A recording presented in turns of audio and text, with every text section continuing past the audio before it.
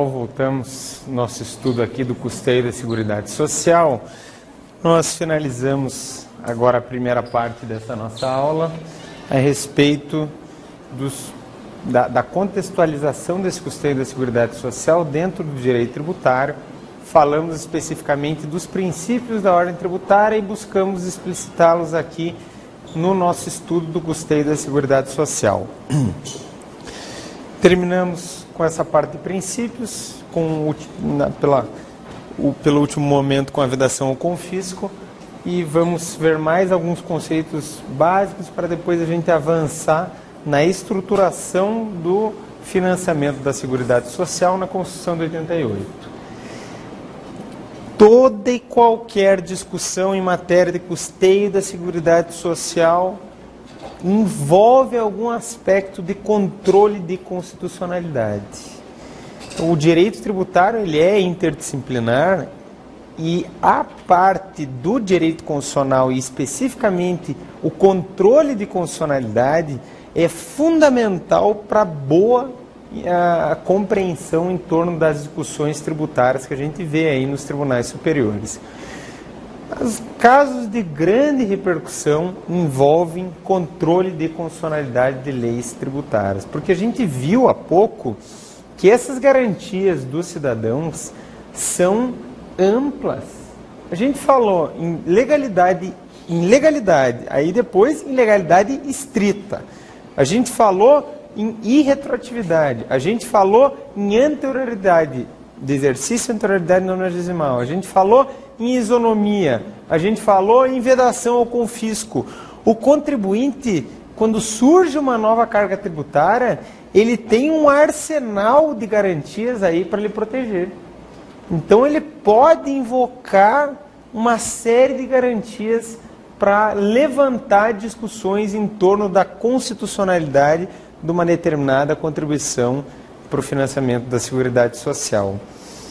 Daí que toda e qualquer mudança numa contribuição vai desaguar naturalmente no poder judiciário, hoje com a ideia de livre acesso à justiça, e vai envolver controle de constitucionalidade, porque essas garantias todas que a gente viu, que são representadas com os princípios do direito tributário, todas estão consagradas no texto constitucional. Não pode nem emenda constitucional obviá-las, como a gente viu que aconteceu em matéria especificamente de financiamento da Seguridade Social. Veio a emenda lá da CPMF dizendo que a anterioridade nonagesimal não se aplicaria. Naquele caso, a gente vai falar da CPMF, o caso dela, que é uma contribuição social de Seguridade Social, e se discutiu no Supremo. De cada um desses princípios, pessoal, a gente vê discussões em torno de constitucionalidade dessas contribuições sociais de Seguridade Social. Então, a gente foi falando em relação a cada princípio, colocando, lembrando, já adiantando algumas discussões para depois bem esmiuçá-las, e a gente vai ver isso. Controle de constitucionalidade, a ideia de supremacia da Constituição. A Constituição não cria tributo nenhum, não é matéria para a Constituição. A Constituição outorga competências tributárias. Na verdade, se a gente quer reclamar hoje da carga tributária, não tem que reclamar lá da Constituição do Constituinte de 88, tem que reclamar do governo que se utilizou dessa competência a mais não poder.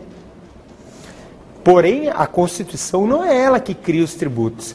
Ela define as competências tributárias que tocam a cada um dos entes federados. E é próprio da matéria tipicamente constitucional. Um Estado federado, uma federação, tem como pressuposto da sua existência a definição das receitas de cada ente federado. Se o Constituinte não tivesse definido essas receitas da União, dos Estados, do Distrito Federal e dos municípios, eles não poderiam ter autonomia político-administrativa nenhuma. Eles dependem desses recursos e o que a Constituição faz é isso, definir competências tributárias.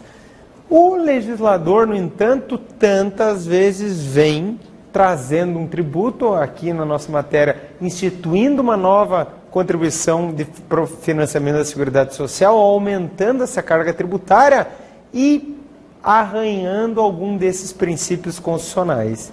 Então, nós vemos nessas discussões problemas em torno da supremacia da Constituição, controle de constitucionalidade. A ideia de controle de constitucionalidade pressupõe a consagração da supremacia da Constituição. Se todos estão no mesmo patamar, tudo que é ato legislativo está no mesmo patamar, não tem sentido em falar em controle de constitucionalidade. Controle de constitucionalidade tem por pressuposto a ideia de supremacia da Constituição. Essa lei que vem instituir uma contribuição para a Seguridade Social, ela não pode ter violado a legalidade estrita, todos aqueles aspectos que a gente viu, tem que estar tudo bem definido na lei. Ela não pode violar a irretroatividade, não pode violar a isonomia tributária, não pode violar a anterioridade nonagesimal, e a toda hora o legislador vem e incide num vício de inconstitucionalidade. Tantas causas que nós vimos no Supremo Tribunal Federal, em matéria de custeio da Seguridade Social, reconhecendo-se a inconstitucionalidade de leis tributárias aqui do financiamento da Seguridade. Inúmeras, pessoal, inúmeras. As grandes causas tributárias tangenciam, obviamente, a Constituição, envolvem, portanto, o Supremo, que dá a palavra final, e as grandes discussões envolvem aqui a nossa matéria, custeio da Seguridade Social, e a gente vai ver cada uma delas. Então, essa ideia de supremacia da Constituição, de controle de constitucionalidade, todas as noções envolvidas com esse controle de constitucionalidade são imprescindíveis aqui para a gente entender as diversas discussões jurisprudenciais. Lembrando, a gente vai estar falando nisso, controle difuso, controle concentrado. Controle difuso, o nosso controle de constitucionalidade, né, nós sabemos que é um controle misto. Nós pegamos carona lá no direito norte-americano e no direito austríaco. Nós consagramos um sistema misto de controle de constitucionalidade, porque temos tanto controle difuso quanto controle concentrado. Controle difuso envolve aquele controle de constitucionalidade que é feito no caso concreto, num processo dito subjetivo, ou seja, processo de partes. O contribuinte fulano de tal entrando com uma ação tributária contra a União, aqui na nossa matéria de custeio da Seguridade. Um processo subjetivo de sujeitos, de partes.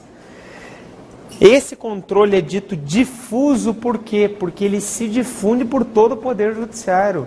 O juiz de primeira instância exerce o controle difuso, o tribunal exerce o controle difuso de segunda instância, o STJ exerce o controle difuso, o Supremo exerce o controle difuso.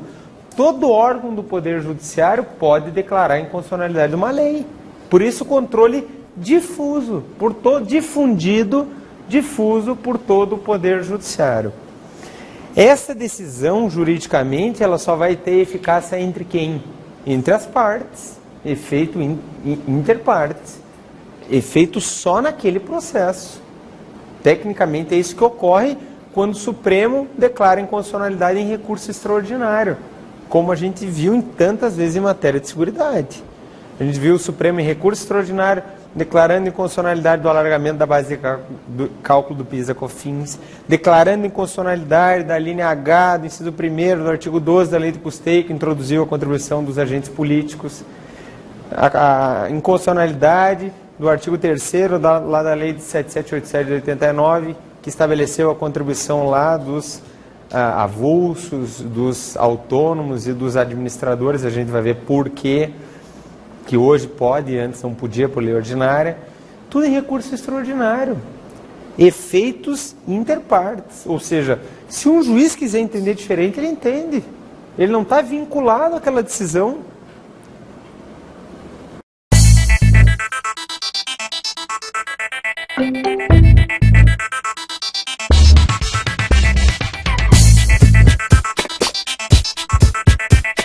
Música